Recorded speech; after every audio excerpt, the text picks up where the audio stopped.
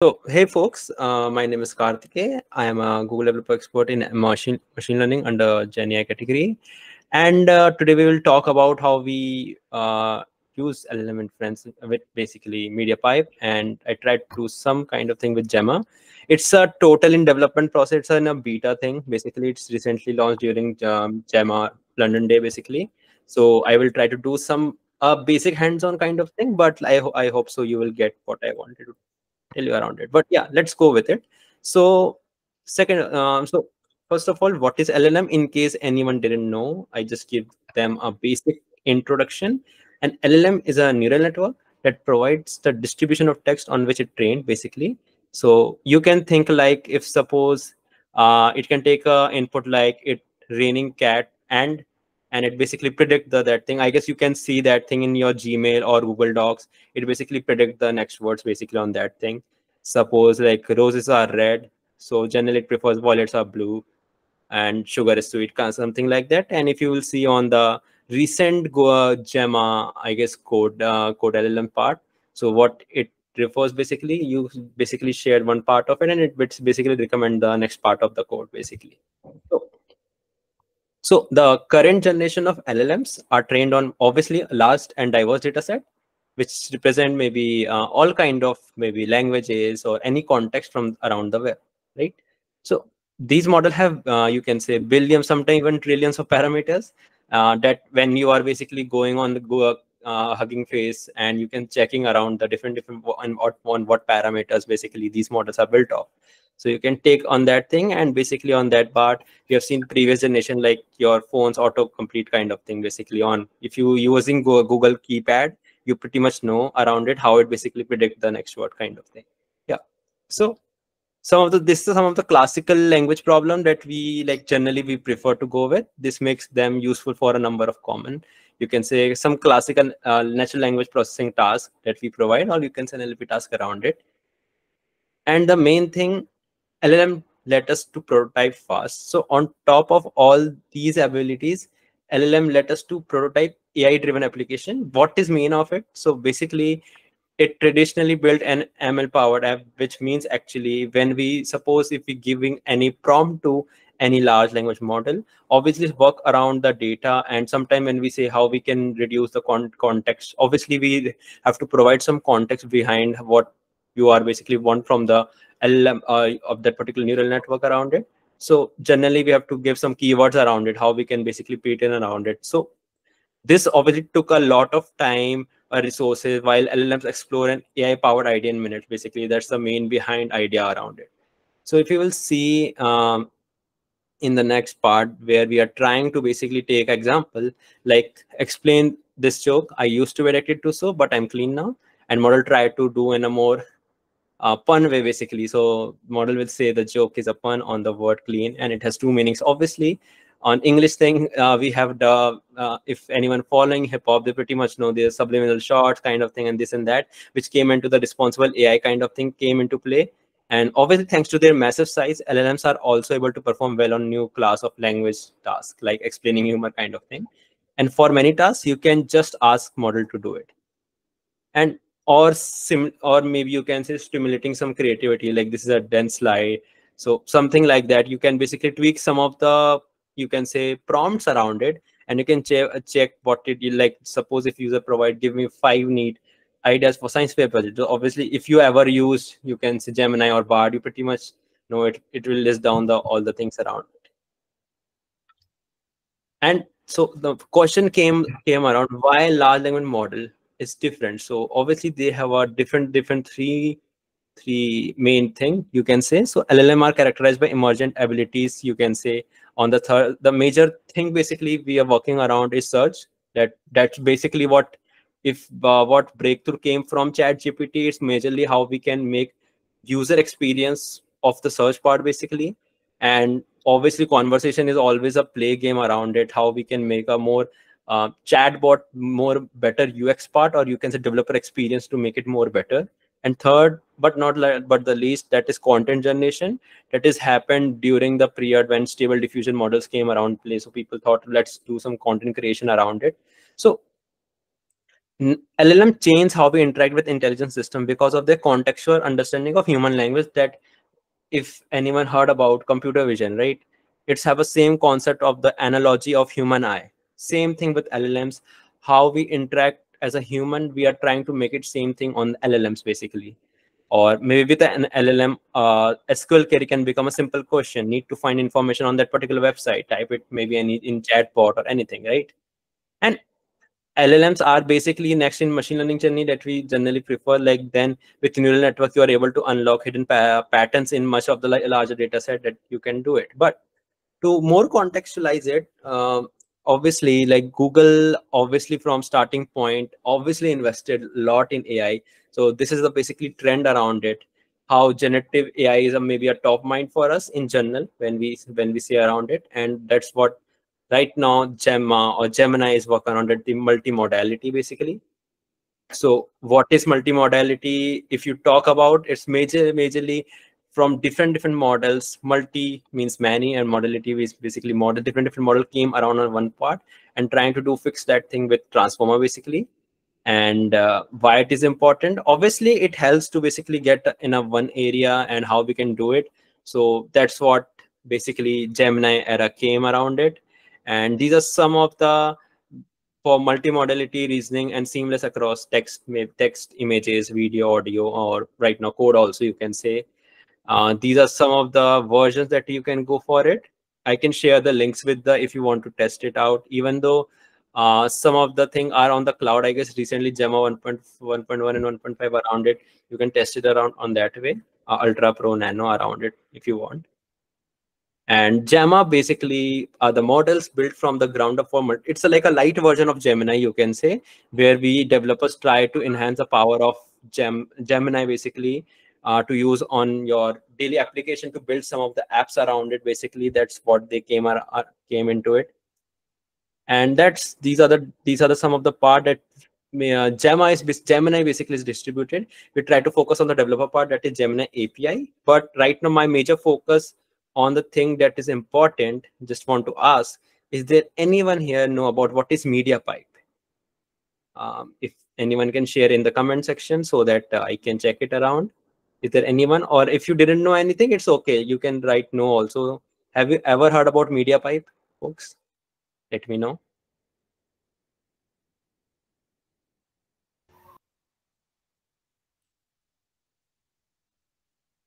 No. Someone saying no. Okay, cool. Okay, so basically, just obviously, if you're so basically, MediaPipe have a major thing that came into the first breaking point came into the facial landmarking. If you ever heard about the facial detection kind of thing, or if you ever heard about your Snapchat filter, basically, or like you can use on your face kind of thing, which totally came from the MediaPipe. Basically, they have a concept of bringing the on-device machine learning on your maybe phone, Raspberry Pi, like on your like literally you don't have to use internet on that basis. That's the concept behind MediaPipe basically to came into play. And so the came question is, what is LLM Inference API actually?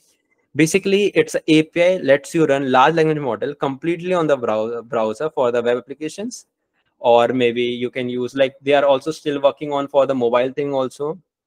So it is soon will come into play. It's a totally research based. It's in a beta right now. You can obviously test it out, but obviously depends on the thing of web GPU basically.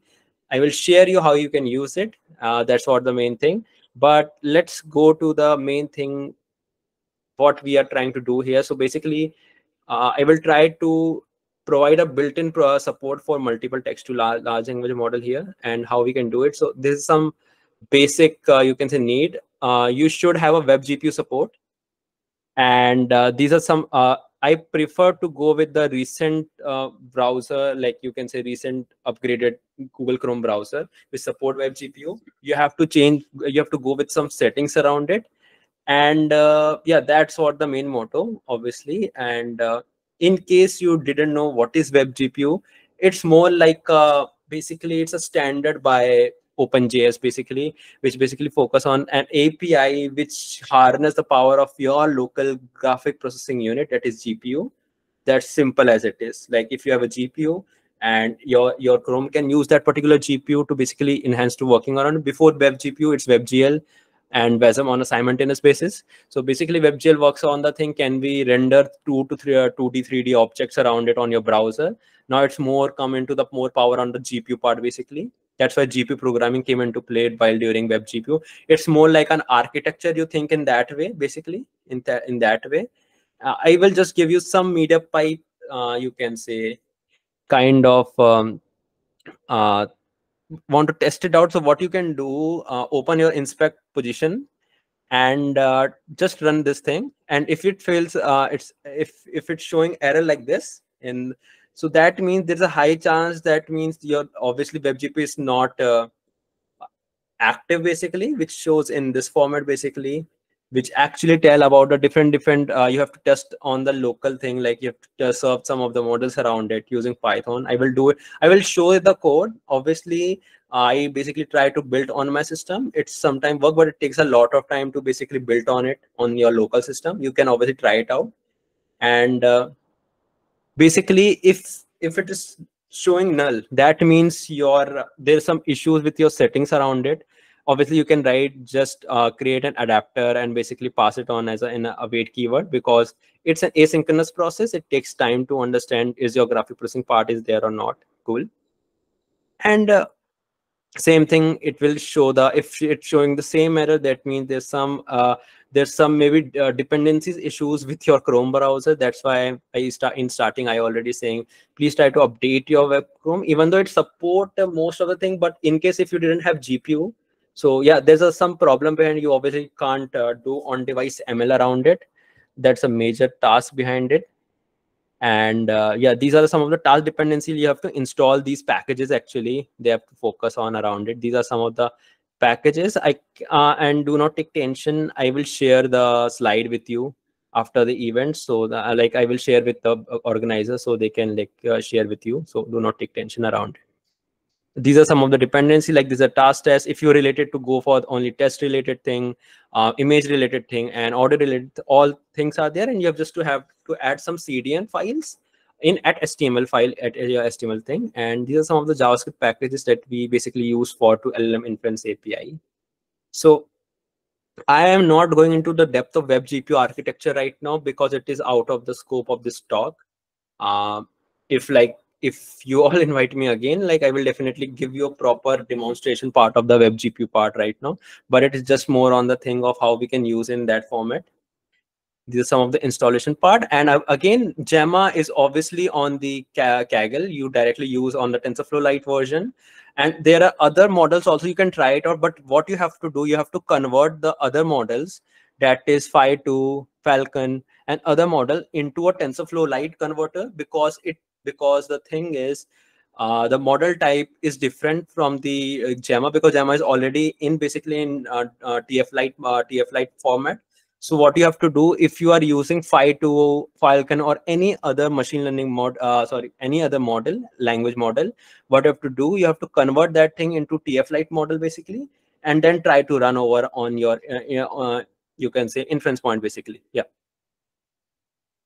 So basically use one of the major thing came into play, how we can use some of the create from model path function, basically how we can do an inference part of it. That's the main behind it. So this is a basic code that I want to share with you. If you're not able to understand, just give me a moment. I will basically tell you how it basically working.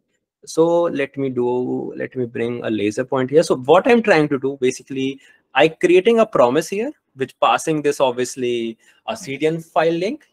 Then I'm creating and storing, and obviously in Gen AI. So it is in the pending state right now. If you pretty much know about promise, and those who are a JavaScript developer, they pretty much know about what I'm saying.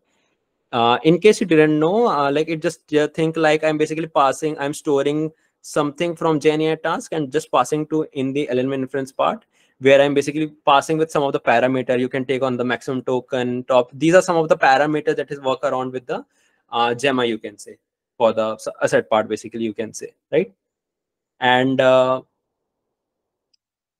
you have to just pass the input prompt. This is an example prompt that I take. You can compose an email kind of thing, where basically you are passing that thing into form of string data, and you have to pre-process it for the generate response function, basically. And you can basically use, this is a DOM manipulation part that I did. Again, basically use the LLM inference variable to generate the response. It's a function in basically in the MediaPipe one. If you install all the package correctly, you will use this obviously. And try to pass this thing into different, to generate basically DOM manipulation part where to get the output of that particular content, so that I can put that thing into the, you can say the result part of it, basically nothing more or less basic thing. Now the thing that I want to share with you, the main thing is, let me share with you. I want to share this thing, how you can check, like, is your GPU supported or not. How I get there, you have to just pass this thing on you can say on your Chrome tab. Basically you can check out, like, is your GPU or web GPU supported or not. So if you will see here, it is obviously I have to make it enabled, but I enabled in a very forcefully manner. If you see here, web GPU, but I have made it very forcefully. So how you can check it around it, let me share this thing. You have to forcefully do Vulkan and unsafe web GPU support enabled. It is totally anyone can obviously try to do. I just do it for this talk. Basically it is still in development basically, so you have to taking care of the thing, like it's on what I'm sharing is, it's, you have to do it on your own risk if you are basically testing out. So I still prefer, if you're using it, please do not use please do not have access to internet till now, even though I'm just doing for you folks. Like, try to enable some, obviously, because it's a very new, because it's still in development. There's a high chance maybe even after enabled also there is a possibility, maybe in some of the laptops, or if there's a possibility if you're using AMD support, as I am using also AMD, it's not supported in that way in a very proper manner. But if you are using an NVIDIA graphic processing unit, I hope so it will work well on your laptops. So that's the main thing that I want to share with you, and some of the experiment that I want to share with you. Just give me a moment. Let me share this thing with you. And this is the official GPU web GPU documentation. If you want to basically do some of the create stances around on the GPU and want to test it out, this is the thing that you can go and check it out. Like, it's an official documentation around it. And let me share again. Let me share this again. Just give me a moment. I have to share one of like, it's not a demonstration, folks. So it's basically, let me share my terminal. I'm not giving you any proper demo here, folks. Let me know my screen is visible or not. First of all, that's the main thing, I guess. I guess it's visible, I'm hoping. Cool, great. So if you see here, or like maybe if I get into this. So if you see here what I did, this two file I created, index dot, just give me a moment. Cool. Now I guess it's working well, I'm hoping. Cool. So I created basically I downloaded this thing from Kaggle. If you see the Gemma 2bit, I basically downloaded from the Kaggle. You can easily download it. You can just search around it, you can find it. And let's talk about the two files. I just used two files, nothing more or less. Okay. So basic thing, what I did, basically created a input tag with a button, a result one, and with a text area, nothing else. Cool. I just add these things here. And let me show you the main thing, that is the JavaScript part. Cool. Let me make it okay. So nothing much. What I did, import the files from this part, create input and output part by using just DOM manipulation I did here. Basically write a name in model file name. You can update the file name obviously, and nothing much. You created a display partial result around it. If it's complete, then result is empty, otherwise false. The same thing if its model is loading or not. And I use this is the main method, that is run demo basically. Okay. Again, pass same thing, that the main thing that we are doing, use this CDN link. If it is on click, if it is true, then display the result, otherwise loading the model. The main thing is, because it's an asynchronous process, it obviously takes time, because obviously you are kind of inferencing the Gemma model obviously, so it will take a lot of time. And again, same thing that what I already shared with you. You have to pass some of the parameters with different parameters, and you have to just basically try to enact with it with the part of like the promise. What is the state of the promise? It's pending. Is it fulfilled or not? You have to check it on the console part if you want, and that thing. And if I wanted to make it more better to you, what I can do, let me reshare again. So just give me a moment. Let me share a tab with you. Yeah, this is the link. Basically, you can test it out. Even though I tried it on my system, it's still basically it's not loading at that what I'm thinking of. If you have a better supported GPU, you can obviously try it out. This is the link basically. This is basically hosted on Google's website, so you can try it out. There's other more studio like MediaPipe Studio. You can obviously try it out on that sense basically. And give me a moment, folks. Let me share one thing more with you to get better understanding around it. So just give you one resource so that it's better for you to understand, I guess. Yeah, so in case if anyone facing any trouble issues, basically I refer this official blog from Google basically. So if you want, you can obviously test it out like I dropped in the comment section basically. And again, think like a web GPU. It's not a very big thing around that thing. So let me give you a more glance around it. What I can do, let me open my GitHub to get a better understanding around it. Give me a moment, folks. Let me open. So a long time ago, I actually opened an issue on a Google TF Lite project called XNN Pack. What right now I will try to let me share my screen again. So this is some of the old issues that I already created around it, and let me try to find it out.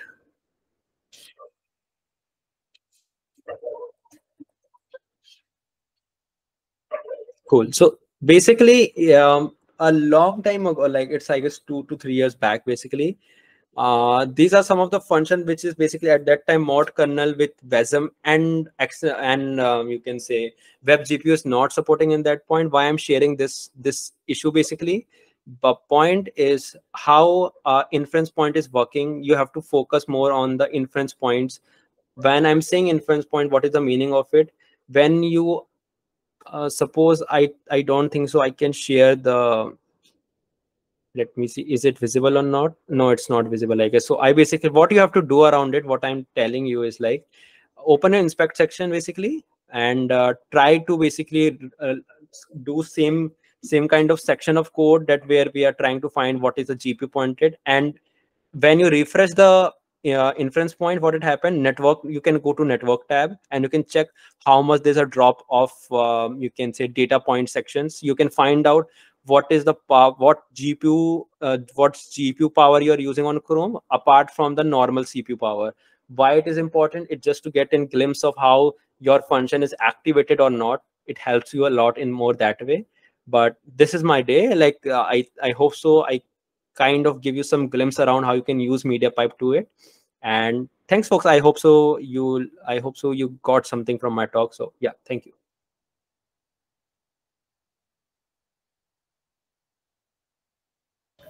Yeah. Thank you very much, Kartikey. Thanks. Yes. Question, Victor, please go ahead. Okay, I sent the question on the chat. So yeah, talking about yeah, sure. Talking about LLM, can Gemma or Gemini learn a completely new local language? If it can, what is the road? Yeah, you can fine tune. Obviously, you can fine tune on your language. I am hoping Gemma or Gemini, to be specific, they obviously trained on the public data that is available to Google. But you can fine tune on your language. Like I see a lot of folks who are trying to do, like if we talk about my country, Hindi, basically Hindi is a prominent language that is most of the people we speak around it. Obviously we have a very different regional language also, but there's a lot of people, what we try to do, we fine tune that thing with by just giving a small set of prompting around it to get more fine tune with our specific data set. That's what we call it. To generalize it, we can say transfer learning, but to be more precise, we are go with a method called, I guess Jay also know that zero shot, to make it more better. But I guess that's you can start with fine tuning on your language. You can just pass on that thing. I guess that will be better for you to start with it. Yeah.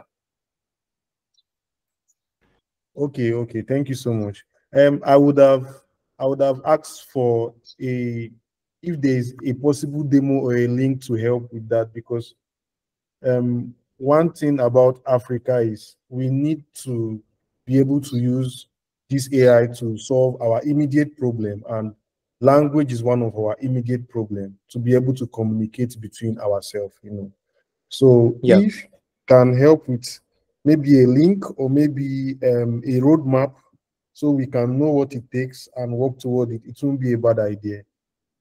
Because one of my main challenges, how would data structure be? What will be the data structure be? Are we going to write our language and translate it to English, then provide those data sets for the model to be refined with? Yeah, what I can say to on the simplest way to this thing, like if I suppose again, I'm taking an example again, if I am saying very wrong, I'm really sorry to that, but suppose in Africa there is English, there is French, and maybe there's another regional language. First of all, when we generally when we say we are learning a machine learning model or any model specific, what the main intention behind it, firstly, there is a regional language grammar which we compare with the English grammar just to get more better understanding with it. Obviously we have to make it more, you can say it, typecasting point on the thing. Like suppose if I talk about India have a lot of languages, Hindi, Gujarati, Marathi, like a lot of things. But what we generally prefer, we try to convert that thing manually with the language part. How, if just to take an example of Google Translator, right? How Google Translator came into space. If we go to China or maybe any other country, we can easily, they have to say just audio in audio format, directly convert that thing into the particular language to it, right? The main point is, because they converted on the same front, what I can prefer to you, first of all, structure in the way there is there's two column you can create for now. Maybe one column is a regional language and second column can be the English translated one, and try to create try to build a model for that specific learning. Otherwise, I guess Jay has a better understanding for me in this thing, because I guess he already building something with Gujarati language, so he can already ping in a more better way. So yeah. Yeah, perfect. Awesome. You answered my question. Thank you so much. I'll look that up. Cool. Thanks, Victor. Yeah. Anyone else?